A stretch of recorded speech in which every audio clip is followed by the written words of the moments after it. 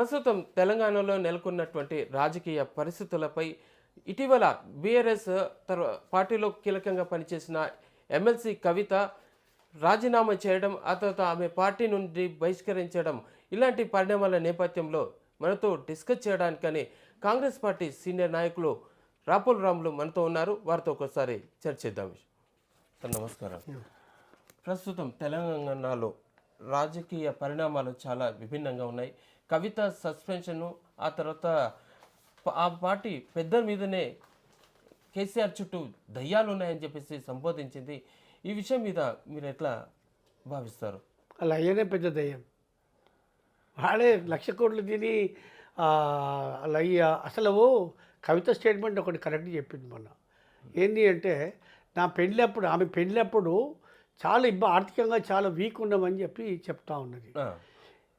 ఆమె పెళ్ళైనప్పుడు వీక్ ఉన్నటువంటి వాళ్ళు ఏం వ్యాపారాలు చేసిరా? 1,00,000 కోట్ల రూపాయల వ్యాపారాలు చేసిరా? ఏమి చేస్తే వాళ్ళకు ఈ 1,00,000 కోట్ల రూపాయలు ఫామ్ హౌజులు, 500 విల్లాలు, తర్వాత గెస్ట్ హౌజులు, భూములు, జాగలు, ఎట్లొచ్చింది ఇదంతా? ఎట్లొచ్చింది? కాబట్టి ఈ దోచుకునే దొంగలు వాళ్ళు, రాష్ట్రాన్ని దోచుకొని తిన్నటువంటి దొంగలు ఎవరు? కేసీఆర్ పెద్దోడు, తర్వాత రెండోది కేటీఆర్, హరీష్ రావు, సంతోష్ రావు, కవిత కూడా. కవిత ఏం తక్కంది కాదు. లిక్కర్ స్కామ్ని అడ్డం పెట్టుకొని 1,000 కోట్లు తీసిరని చెప్పి తీసుకుపోయి తిహార్ జైల్లో పెట్టిరు ఆయన. ఇంకా అందరూ వాళ్ళే కదా. ఇంకా వీరంతా కూడా బలుకోనని కాదు. నేను ఇక్కడ ఏమి లేని పరిస్థితుల నుంచి డబ్బు ఒక్కసారి పదవి వచ్చేసరికి ఏం చేయాలో తెలియక లాంగ్ టైంలో వీళ్ళు రాజకీయాలలో ఉన్నోళ్ళు కాదు. ఈమె అక్కడ వెళ్ళింది, అమెరికా పోయింది. కేటీఆర్ అమెరికాలో చదువుకున్నాడు. వాళ్ళకి రాజకీయాలతో సంబంధం లేదు, ప్రీవియస్ హిస్టరీ కూడా వాళ్ళకి లేదు. వాళ్ళ నాయన ఉండే, వాళ్ళ నాయన తెలుగుదేశం కాంగ్రెస్ నుంచి యువజన కాంగ్రెస్ లీడర్గా, తర్వాత తెలుగుదేశం నుంచి ఇట్లా వచ్చి లాస్ట్కు తెలుగుదేశం బయటకు వచ్చి బీఆర్ఎస్ పార్టీ పెట్టిండు. మియా బీవీ ఇద్దరమే ఉన్నాం. మాకేవాడున్నాడు, ముసలి ముసుకున్నాడు, పావుసేరు వండితే ఎక్కువ అయిపోయి 100 గ్రాములు అయితే తక్కువ అయిపోయాయి అనే పరిస్థితి మేము ఉన్నాం. కాబట్టి మాకెందుకు అని చెప్పి ఆ రోజు తెలంగాణ పార్టీ స్టార్ట్ చేసినప్పుడు, టీఆర్ఎస్ స్టార్ట్ చేసినప్పుడు చెప్పిన మాటలు చాలామంది ఆ రోజున ఉన్నటువంటి వాళ్ళే చెప్తా ఉన్నారు. కాబట్టి ఈ తెలంగాణ మూమెంట్లో పైసలే లేవు. తెలంగాణ కోసం పోరాటం చేస్తే ప్రజలందరూ సహకరించారు. అనేక రకాలుగా మనుషులు, ఎన్ఆర్ఐలు, రకరకాల మనుషులు రోడ్ల మీదకి వచ్చి ధర్నాలు చేస్తే మొత్తం మీద తెలంగాణ సాధ్యమైంది. అది కేసీఆర్ వల్లనే ఒక్కటి వల్ల అయిందని కాదు. కేసీఆర్ కొంచెం మాటలు వస్తాయి కాబట్టి ముంగటిలో పడ్డాడు అంతే. పోరాటం చేసేదంటే ప్రజలు, చచ్చిపోయిందంటే ప్రజలు, ఇలా ఆత్మ బలిదానాలు చేసుకుంది ప్రజలు, విద్యార్థులు, యువకులు, మేధావులు, మహిళలు, ఎస్సీలు, ఎస్టీలు, బీసీలు, అన్ని రకాల కుల సంఘాలు రోడ్డు మీదకి వచ్చినాయి. ఆర్టీసీ వాళ్ళు, ఇట్లా అనేక రకాల డిపార్ట్మెంట్ల వాళ్ళు కూడా అందరూ రావటం చేత ఇలా తప్పనిసరి పరిస్థితులలో తెలంగాణ ప్రజలు, సోనియా గాంధీ కాబట్టి తెలంగాణ వచ్చింది. అది ఇంకెవరో ఉంటే కష్టమవుతుండే. మరి ఈమె సస్పెన్షను, ఈమెను పార్టీ నుంచి సస్పెండ్ చేయడము, ఆమె రాజీనామా చేయడం, ఇది ఏ విధంగా మనం అర్థం చేసుకోవచ్చు? ఆమె పార్టీలో ఆమెకి ఇంపార్టెంట్ తగ్గింది, ప్రాధాన్యత తగ్గింది. అంటే రామారావు తర్వాత కేసీఆర్ తర్వాత నేనే అని కేటీఆర్ తిరుగుతాడు. కేటీఆర్ సెకండ్ ప్లేస్ నాది అని, కేసీఆర్ ఫస్ట్ ప్లేస్ అయితే నా సెకండ్ ప్లేస్ అని. మొదటి నుంచి ఉన్నటువంటి హరీష్ రావు థర్డ్ పొజిషన్లోకి వెళ్ళిపోయాడు. ఫస్ట్లో కేసీఆర్, సెకండ్ కేటీఆర్, థర్డ్లో హరీష్ రావు. ఇక ఇండైరెక్ట్గా ఉండేటోళ్ళంతా కూడా వేరే వాళ్ళు ఉన్నారు, వ్యాపారాలు చేసుకొని ఆయన అడ్డం పెట్టుకొని సంపాదించుకొని. ఇక కవిత స్థానం ఏంది? కవిత ఇంకా ఎక్కడ పోవాలి? కాబట్టి కవితకు ఇక రాజకీయాలలో చాలా కష్టం అనిపించింది. పార్టీలో ప్రాధాన్యత తగ్గింది, నాన్న దగ్గర కూడా ప్రాధాన్యత తగ్గింది. పార్టీని అంతా కూడా కేటీఆర్ మొత్తం టేక్ ఓవర్ చేసినట్టుగా ఫీల్ అవుతూ ఉన్నాడు. వాళ్ళ కేసీఆర్ మాట్లాడవలసినటువంటి బాధ్యత కేటీఆర్ తీసుకొని ఆయనే, నాకే అన్నీ తెలుసు అంటే ఆయన మాట్లాడతాడు. ఒకవైపు హరీష్ రావు మాట్లాడతాడు. కవిత ఎక్కడ పోవాలి అప్పుడు? కాబట్టి అదొకటి ప్రధానమైన కారణము. రెండవది ఏంటంటే, ఆమె లిక్కర్ స్కామ్లో ఇరికింది. సార్ ఓకే, అంతవరకు ఓకే. ఇప్పుడు సంతోష్ రావు, హరీష్ రావుల మీద ఆమె ఆరోపణలు చేస్తుంది. అయితే ఈ ఆరోపణలు కుటుంబాల వివాదం కింద దారితీస్తుంది. అయితే దీని మీద రాజకీయ ప్రభావం ఎలా ఉండబోతుంది? కవిత యొక్క చేసిన వ్యాఖ్యలు ఏ రకంగా మనం అర్థం చేసుకోవచ్చు? అది ఒకటి మాత్రం కరెక్ట్. ఏదైతే కాళేశ్వరం ప్రాజెక్టుల 1,00,000 కోట్ల లూటి జరిగిందని కాంగ్రెస్ ప్రభుత్వం చెప్పింది. కేటీఆర్ గారు, మన రేవంత్ రెడ్డి గారు రాష్ట్ర ముఖ్యమంత్రి గారు అనేక సందర్భాల్లో వారు చెప్పుకుంటూ వచ్చాడు. దాని మీద పీసీ ఘోష్ కమిషన్ వేయటం జరిగింది. దాన్ని ఇప్పుడు కూడా సబ్మిట్ చేయడం అయింది. మళ్ళీ ఇప్పుడు దాన్ని సిబిఐ కూడా అప్పచెప్పడం జరిగింది. సిబిఐ కేసు రావడంతో కొంత భయంలోకి వెళ్ళింది. కాబట్టి కవిత ప్రాధాన్యత తగ్గటం ఒకటి, ఆమె బయట ఉండడం ఒకవైపు అయితే, మొత్తం ఆమెకు ఎక్కువ ప్రాధాన్యత లేకుండా పోయి ఆమె ఏం చేసిందంటే, మీరు కూడా దొంగలే కదా అలా, మీరు కూడా దొంగలే కదా, మరి మిమ్మల్ని ఎందుకు చేయొద్దు అనే ఉద్దేశంతో ఇలా హరీష్ రావును, సంతోష్ రావును ఒకటి కేసీఆర్ను దేవుడు అంటుంది, కానీ ఆయన కూడా అట్లా ప్రధానమైన ముద్ద. ఆయన శివుని ఆజ్ఞ లేకుంటే సీమైన గుట్టదు అనేది ఒకటి ఉంది. కాబట్టి ఇలా కేసీఆర్ కాదని చేసేంత మనుషులు అయితే వీళ్ళు కాదు. హరీష్ రావు కానీ ఇంకెవరు కానీ కేసీఆర్ తర్వాతనే. కాబట్టి ఆయన కూడా అలా ఉన్నాడు, కానీ డైరెక్ట్గా ఆమె చెప్తలేదు. కాబట్టి దాని ఆమె ఓపెన్గా బయటపడ్డది, బాస్ట్ అయిపోయింది. బాస్ట్ కావడం చేత ఆమె పేరు వాస్తవాలు చెప్పింది. వాస్తవాలు చెప్పిన తర్వాత తప్పని పని ఇప్పుడు ఏం చేయాలి వాళ్ళు?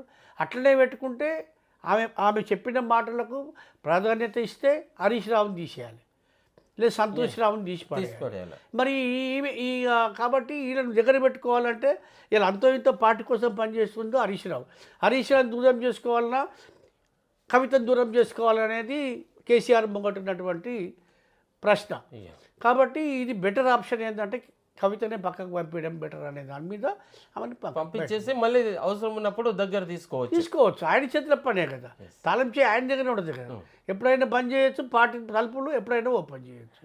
ఆయన్నే అసలు పార్టీలకే తీసుకురాడు, రాజకీయాలకే తీసుకురాడు అన్న వ్యక్తి ఇలా తీసుకొచ్చి వాళ్ళకి ప్రధానమైన పదవులు. ఆమె ఎంపీగా ఓడిపోతే, నిజామాబాద్ ఓడిపోతే ఒక 6 నెలలు కూడా టైం ఇవ్వకముందుకే ఎమ్మెల్సీ చేశాను అంటే ఏమన్నట్టు దాని అర్థం. అయితే ఓకే, ఇప్పుడున్నటువంటి ప్రస్తుత పరిస్థితుల్లో కవిత కనుక కొత్త పార్టీ పెట్టి నిర్ణయం తీసుకుంటే అది ఎలా ఉండబోతుంది? పెట్టుకోవచ్చు, ప్రజాస్వామ్యంలో ఎవరైనా పెట్టుకోవచ్చు. అది ప్రధానంగా దెబ్బ టీఆర్ఎస్కే దెబ్బ, బీఆర్ఎస్కే దెబ్బ ఉంటుంది. కాకపోతే నా దృష్టిలో అవి అప్పుడే పార్టీ పెట్టుకోదనేది నా ఆలోచన. ఎందుకంటే అవి ఇదే జాగృతి పేరు మీదనే, తెలంగాణ జాగృతి పేరు మీదనే మొత్తము స్టేట్ అంతా తిరిగి అనేక కార్యక్రమాలు నిర్వహించే అవకాశం ఉంది. పార్టీ పెట్టే అంత పరిస్థితి చేయకపోవచ్చు అనేది నా ఉద్దేశం. మొత్తం తిరిగిన తర్వాత ఒక బలమైన ఫోర్స్గా ఎదిగిన తర్వాత అప్పుడు పార్టీ గురించి ఆలోచన చేయొచ్చేమో అని నాకు ఆలోచన. ఓకే, ఇటువంటి పరిస్థితుల్లో కవిత కనుక బీజేపీ పార్టీలో జాయిన్ అయితే ప్రస్తుతం ఆమె ఎదుర్కొంటున్నటువంటి లిక్కర్ స్కామ్ ఉంది. మరి ఈ లిక్కర్ స్కామ్ను కూడా దృష్టి పెట్టుకొని బీజేపీ ఆమె పార్టీలకు వస్తే కనుక ఆహ్వానించేటువంటి ఛాన్స్ ఉందా? మీరు ఎట్లా అనుకుంటారు? గతంలో ఆంధ్రలో సీఎం రమేష్ అని ఆయన ఒక రాజ్యసభ మెంబర్ ఉంటాడు. అవును, ఆయన మీద ఒక స్కామ్ వచ్చింది. ఆయన పార్టీలకు పోయిన తర్వాత ఆ స్కామే లేదు ఇప్పుడు. అట్లనే ఈమె కూడా పోయినా పోతుంది, ఆప్షన్ అది ఒకటే ఉంది. కాంగ్రెస్లో అయితే రానియరు, ఎందుకంటే కాంగ్రెస్లో దొంగలకు స్థానం లేదు. కాబట్టి బీజేపీకి పోవచ్చు, పోయే అవకాశం అక్కడ ఉంది. కానీ బీజేపీ వాళ్ళు ఎంతవరకు చేర్చుకుంటారు ఏంది అనేది వాళ్ళ పార్టీ నిర్ణయము. చేర్చుకుంటే మాత్రం ఆ లిక్కర్ స్కాము క్లోజ్ అయిపోతారని నా భావన. అయితే ఇప్పుడు తెలంగాణలో బీఆర్ఎస్ ఆ కుటుంబ తగాదాలు వీటన్నిటిని బేరీజ్ చేసుకుంటే అటు బీజేపీ స్ట్రాంగ్ అవుతుందని అయ్యే పరిస్థితి ఉంది. ఇది ఎట్లా, ఇది వాస్తవమా కాదా? నిజంగా లెక్క స్ట్రాంగ్ అయిపోతుందా లేక వీక్ అయిపోతుందా? ప్రజలు ఈరోజు తెలంగాణ ప్రజలు తెలివివంతులు, విద్యావంతులు, మేధావులు, చదువుకున్న వాళ్ళు, విప్లవాత్మకమైన ఆలోచన చేసేవాళ్ళు. ఒకవేళ బీజేపీలో పోతే పార్టీకే నష్టం. ఎందుకంటే దొంగలందరినీ కూడా చేర్చుకొని దగ్గర పెట్టుకుంటే సీఎం రమేష్ డబ్బులు ఉన్నాయి కాబట్టి నడిపిస్తున్నాడు ఆయన. ఈమె కూడా డబ్బులు లేవని కాదు, ఉన్నాయి, కానీ ఆయనకున్నంత పలుకుబడి మాకు లేదు. ఈమె తీసుకోవడం వల్ల పార్టీకే నష్టం. ఎందుకు నష్టపడి దొంగలందరూ బీజేపీలో వచ్చిన తర్వాత ఎన్నో ప్రభుత్వాలను గులగొట్టి కాంగ్రెస్ వాళ్ళను తీసేసి వీళ్ళని ఆల్రెడీ ఆలోలను పెట్టుకున్నారు. ఇప్పుడు ఉదాహరణకు మహారాష్ట్రనే చూడండి.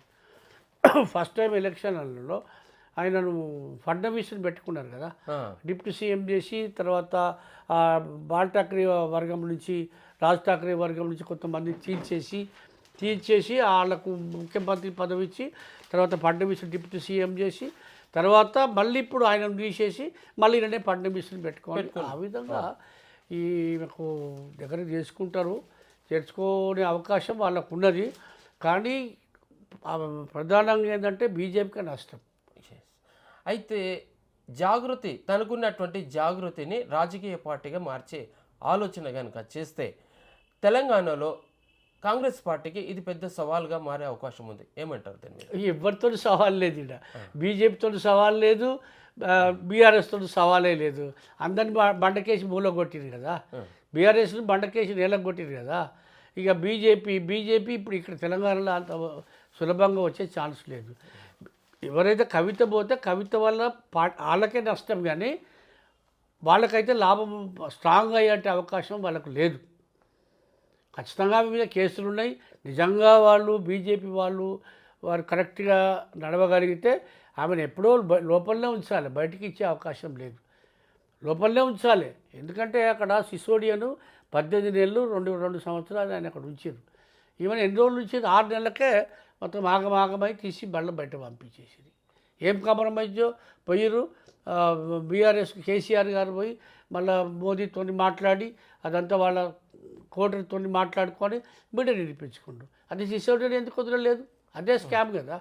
ఈ స్కామ్లే ఈమె కవితనే మెయిన్ ప్రధాన ముద్దాయి కదా. ప్రధాన ముద్దాయి వల్లనే వాళ్ళకి అంటుకున్నది. అక్కడ కేరళ అంటుకున్నది, అక్కడ అన్ని రాష్ట్రాల్లో కూడా అంటించింది కవితనే. మరి కవితను తొందరగా ఎందుకు రిలీజ్ చేసిర్రు?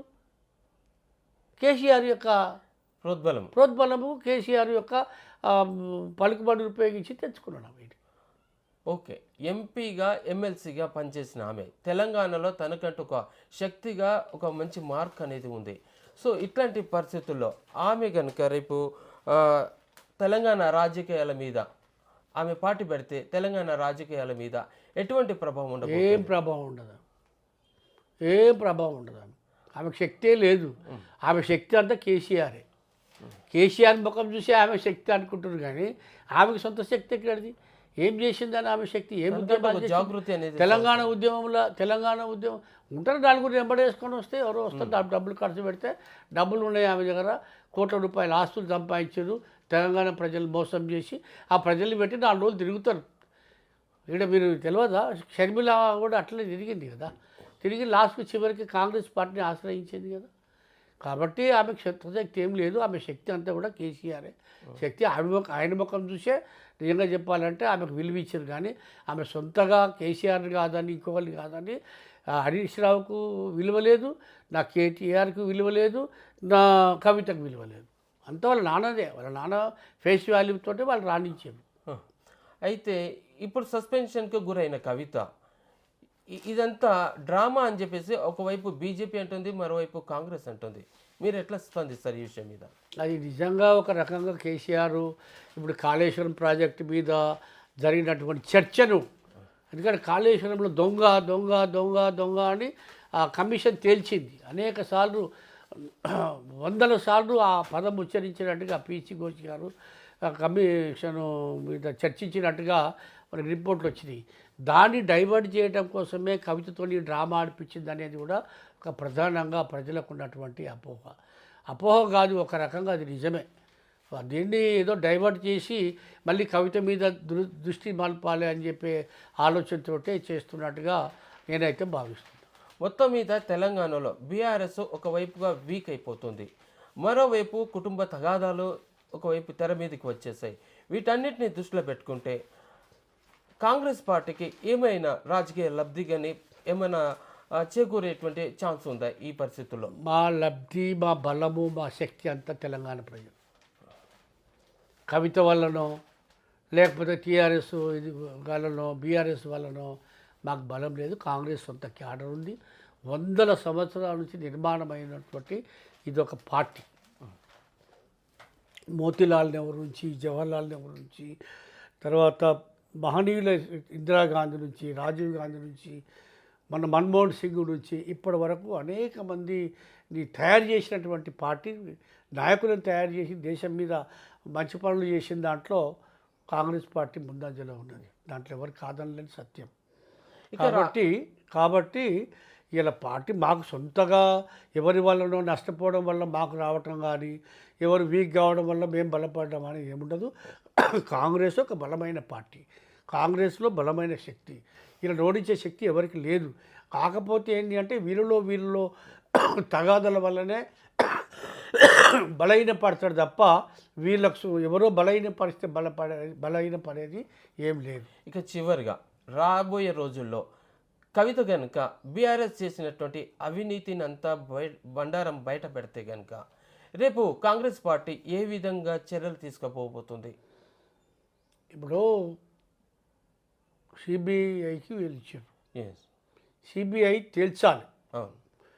లేదు ఇంట్లో కూడా రాజకీయం ఎంటర్ అయిపోయి బీజేపీ వాళ్ళు వాళ్ళ ప్రయత్నం చేసి ఏమన్నా దాన్ని ఆపగలిగితే ఆగుతుంది.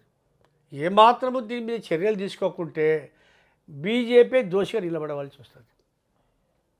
బీజేపీ దోషిగా నిలబడవలసి వస్తుంది. తెలంగాణ ప్రజలకు బీజేపీ సమాధానం చెప్పుకోవాలి, కేంద్ర ప్రభుత్వం సమాధానం చెప్పుకోవాలి, మోడీ అమిత్ షా వాళ్ళు సమాధానం చెప్పుకోవాలి. ఎందుకంటే వాళ్ళ కోర్టు ఇక్కడ గ్రౌండ్లో నుంచి సెంట్రల్ గ్రౌండ్లోకి వెళ్ళిపోయింది, అక్కడ వెళ్ళిపోయింది. దాని మీద ఖచ్చితమైన విచారణ జరపాలి, ఖచ్చితమైన చర్యలు తీసుకోవాలి, దోషులు ఎవరో శిక్షించాలి, తిన్న సొమ్మును అంతా కక్కియాలి, తెలంగాణ ప్రజలకు దాన్ని అందియాలి. ఇది సిబిఐ మీద ఉన్నటువంటి తక్షణ కర్తవ్యం.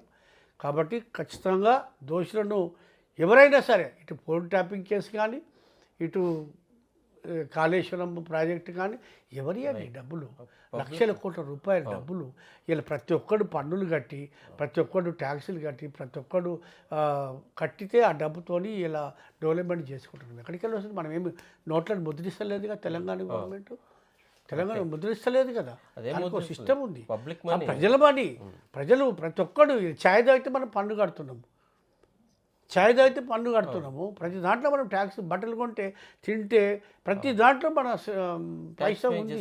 మరి దాంతోనే కదా ఇలా ప్రభుత్వాలు నడుస్తున్నాయి, కేంద్ర ప్రభుత్వాలు, రాష్ట్ర ప్రభుత్వాలు ఇవన్నీ కూడా నడుస్తున్నాయి. అంటే ప్రజల డబ్బుతోటే, ఆ ప్రజల డబ్బుతో తీసుకున్నది ప్రజలకు మళ్ళీ రిటర్న్ చేసే బాధ్యత ఇలా సిబిఐ మీద ఉన్నది. కాబట్టి ఖచ్చితంగా దీని మీద చర్యలు తీసుకోవాలి. దోషులు ఎవరైనా, ఎంతటి వారైనా, ఏ స్థానంలో ఉన్నా వాళ్ళని ఖచ్చితంగా చర్య తీసుకోవాలని చెప్పి నేను ఈ సందర్భంగా తెలియజేస్తాను. ఇది పరిస్థితి. తెలంగాణలో నెలకొన్న రాజకీయ పరిస్థితుల మీద ఒకవైపు కవిత గనుక అవినీతి బండారమంతా బయట పెడితే కనుక రేపు కాంగ్రెస్ పార్టీ వాళ్ళ మీద, బీఆర్ఎస్ మీద తగిన చర్యలు తీసుకోవడానికి కూడా సిద్ధంగా ఉందని చెప్పి తెలుస్తుంది. అదే కనుక కేంద్రం కనుక సిబిఐకి అప్పగించినటువంటి విషయాన్ని తేల్చకపోతే ఇక బీజేపీ దోషిగా ప్రజల ముందు నిలబడాల్సి వస్తుందని చెప్పేసి అర్థమవుతుంది. కీర్తి శ్రీనివాస్, హైదరాబాద్.